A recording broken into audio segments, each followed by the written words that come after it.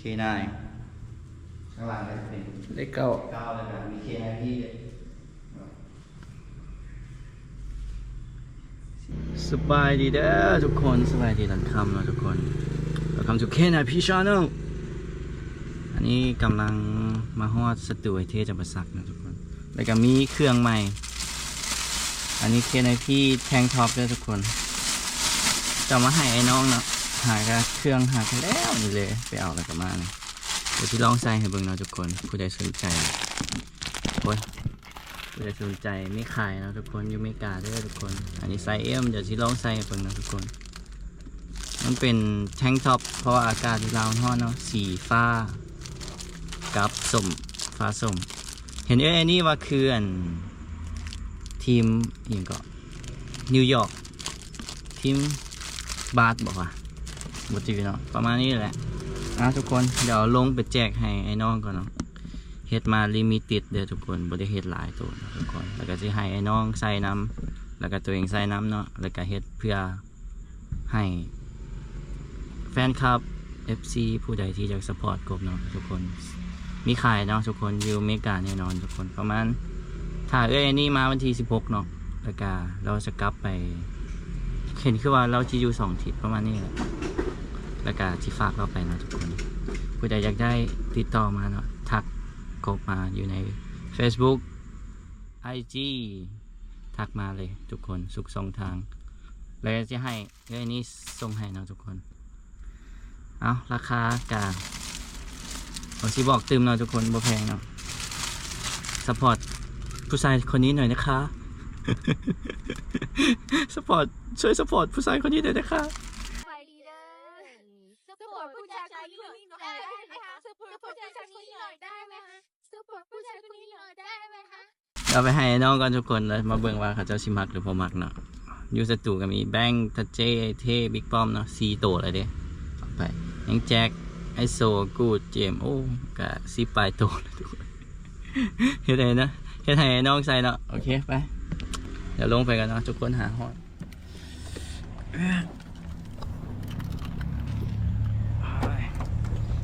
บ่มีแฟตเนาะก็ยากนะ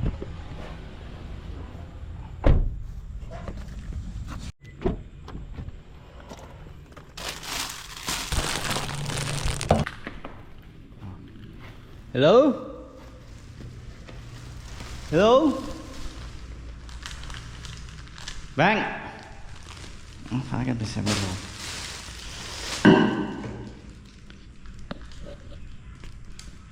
นี่นะทุกคน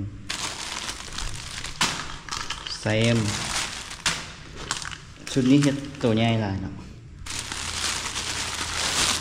เอ็มอันนี้2XL ใส่ใหญ่เนาะเห็ดบ่หลายตัวทุกคนมีขายประมาณ10 ตัวประมาณนี้แหละลองที่ใส่ XL นี่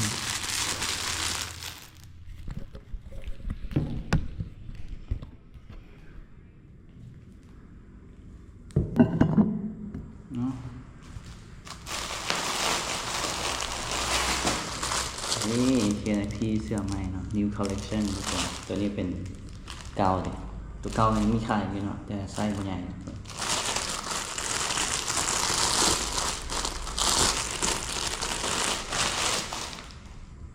ทันทันโอ้เสียงามว่ะมันเป็นผ้ากีฬาเดี๋ยวทุกคนใส่สบายนี่ข้างหน้าจะเป็น K9P จะมีโลโก้ K9P ข้างหลังจะเป็นnumber 9นะเพราะว่ากบมักเลข 9เด้มักเลข 9เนาะnumber 9และตัวนี้ก็จะเป็น K9P สังเกตดีๆทุกคนเห็นไหม K9P อยู่นี่ด้านหน้าก็จะเป็น K9P Official นะทุกคนช่วยซัพพอร์ตผู้ชายคนนี้หน่อยได้ไหมครับลองใส่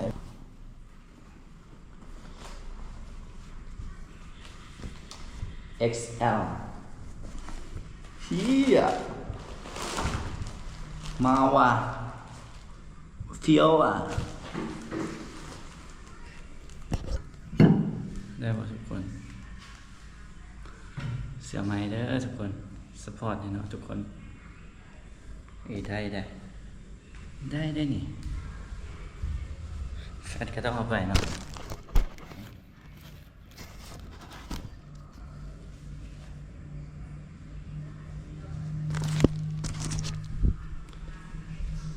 เจ๊เท่บ่เอาวะเสียเด่นเร็วอ่ะเฮ้ยทุกคนไม่ให้จะเจ๊นะไม่ใช่เอาตัวเดียวเอาเบอร์ยังแบงค์เอาเบอร์ยังอันนี้ XL เลยเนี่ย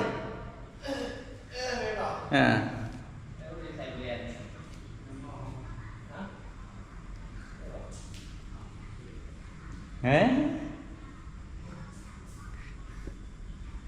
บ่อยากใส่ก็บ่ให้แต่เจ๊บ่เอาเด้บ่ให้แล้วแต่เจ๊มีมึกได้เห็นเป็นเลขเก้าอย่างเดียวเลยเนาะ มีแต่เลขเก้ามีแต่เบอร์เก้าเป็นยังไงวะจับเบิ่งเด้อจับแล้วหมุนให้ได้เบิ่งเด้อแบบอินเสิร์ตคนเด้K9 ข้างล่างก็จะเป็น เลขเก้า เก้าแล้วก็มี K9 พี่เด้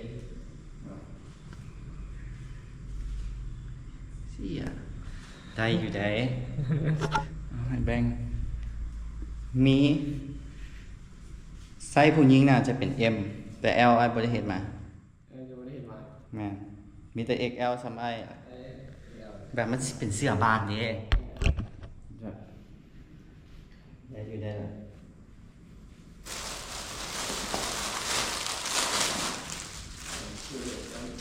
ล้วใส่เลยลองใส่มึงดูไอ้เดี๋ยวเบิ่งว่ามันเป็นยังไงวะ มันใหญ่กว่าหอย บ่สิเอาตัว M ว่ะ เอ็มมันน้อยหน่อย มันบ่ขาด M นี่มันต้องเป็นผู้หญิงเนาะมีแต่10ตัวเนาะทุกคนเบอร์ M บ่ได้เฮ็ดหลายเฮ็ดเป็น limited edition แล้วก็เบิดละใส่มันดู เล่นบาสไหมหลังมาซ้อม บ่ใส่ลองให้แป้งใส่เบิ่ง เอาหลังมาซ้อมยังไงก็เล่นบาส ให้ลองให้แป้งใส่เบิ่งบิ๊กป้อมก็น่าจะ XL เนาะเอ้าแสดงว่า XL เบิดเลยเด้อ้ายก็สิเอาไว้ใส่จัก3ตัว4ตัวบ่ขายแล้วเนาะทุกคนเนาะบ่มีอันใส่แล้วเสียได้นี่เบิ่งดูนี่เนาะโอเคนะพี่พอดีเลย XL แบ่งใส่กับพอดีเนาะทุกคน พอดี มันต้องใส่เบอร์ใหญ่เลยซ้ำนี่พอดีเบิ่งเท่ว่ะมันเป็นผ้านุ่งสบายนะทุกคนผ้ากีฬามันบ่แม่นผ้าแบบเสื้อบาสแต่เสื้อบาสมันจะเป็นผ้าหยาบๆเห็นป่ะ เดี๋ยว มันจะเป็นแบบหนาๆแล้วมันฮ้อนๆนะอันนี้มันใส่สบายอันนี้มันคือเสื้อแบบกีฬาเนาะเสื้อเตะบาส นี่แหละใช่ไหม ช่วยซัพพอร์ตผู้ชายคนนี้หน่อยได้ไหมครับฮะ ใช่แรงแล้วสั่ง โอเคเท่ดีเท่จริงเด้จริงให้ไอ้เท่บ่ฮู้ว่าจะสิใส่บ่วะไอ้เท่ก็มักใส่เลยเนาะ แล้วเราใส่ มันต้อง XL Bigป้อมกับ XL ใส่ไม่เล่นบาสไหมหลังมาซ้อม ป้อมไปใส่ จับนี่เธอหอมจับ ไอ้เท่กับบ่อยู่Bigป้อมกับบ่อยู่คือสิแม่นออกไปกินข้าวบ่ไอ้ใส่ตัววันน้อยบ่หรือวันใหญ่ ก็ผู้ดีเหรอ พอดีป่ะใส่เลยได้นี่เหี้ยใส่สบายนะให้ตัดเจ้เลยก็บิ๊กป้อมเนาะทุกคนเดี๋ยวผู้ใดสนใจเนาะเฮ็ดมาแต่10ตัวไซส์ละ10ตัวเนาะทุกคนมีแต่2 XL น่าจะขายเนาะ XL น่าจะเอาไว้ใส่เองนะแล้วไอ้น้องใส่ก็สิเบิดเลยเด้ไรแม่เอาโทนี่บักแจ็คสิไอโซบักกูดหลายคนบ่พอนะ แกยังไม่เล่นนะก่อนบาสดูหลัง ฮะเข้าเด้ลืมเฮ็ดส่งเนาะสีเฟี้ยวดีเท่ดีคัก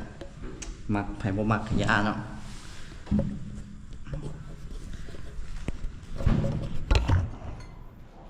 เดี๋ยวสิลองเอาไซส์ XL มาให้ทุกคนดู 2XL นี่มันสิใหญ่ซั่นเลยจะกบใส่ อ๋อได้2 XL เลยเหรอ อืม เอ้ยทำไม XL เลยสิ อืม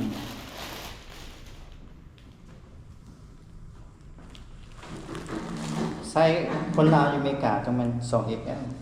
ไม่ได้ยืนกันหลายนะครับมันก็จะตรงข้าง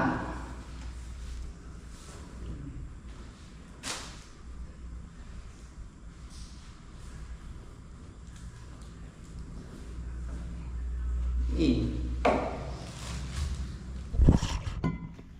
2XL ทุกคน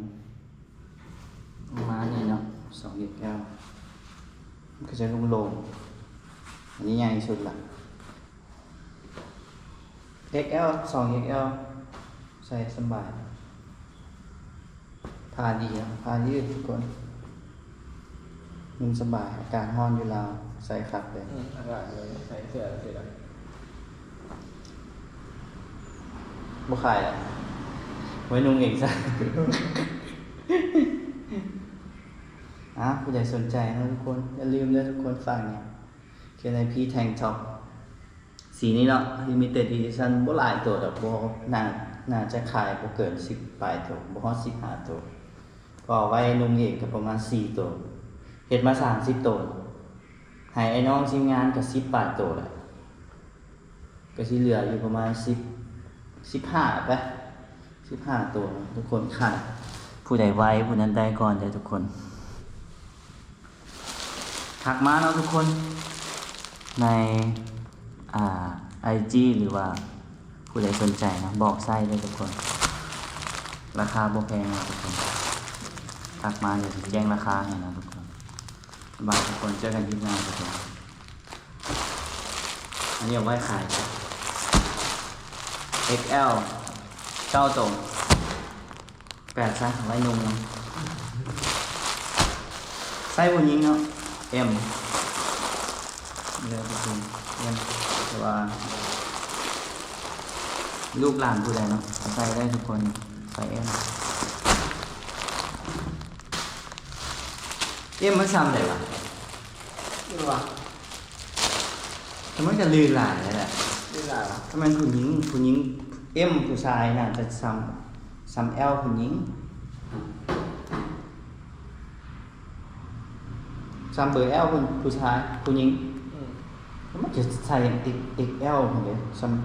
ำใหญ่เลยแต่ว่าบ่ใหญ่เลย เว้ย ความยาวซ้ำกันต่างกันข้างทุกคนข้างเฉยๆแต่ว่ามันต้องใส่โอเวอร์ไซส์มันถึงขาดทุกคนไว้ซะ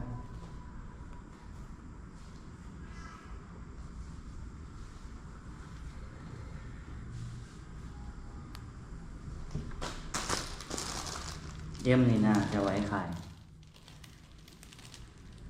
โอ้ยแจกให้ผู้สาวเพิ่นเลย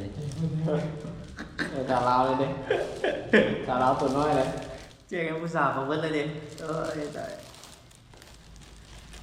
ได้อยู่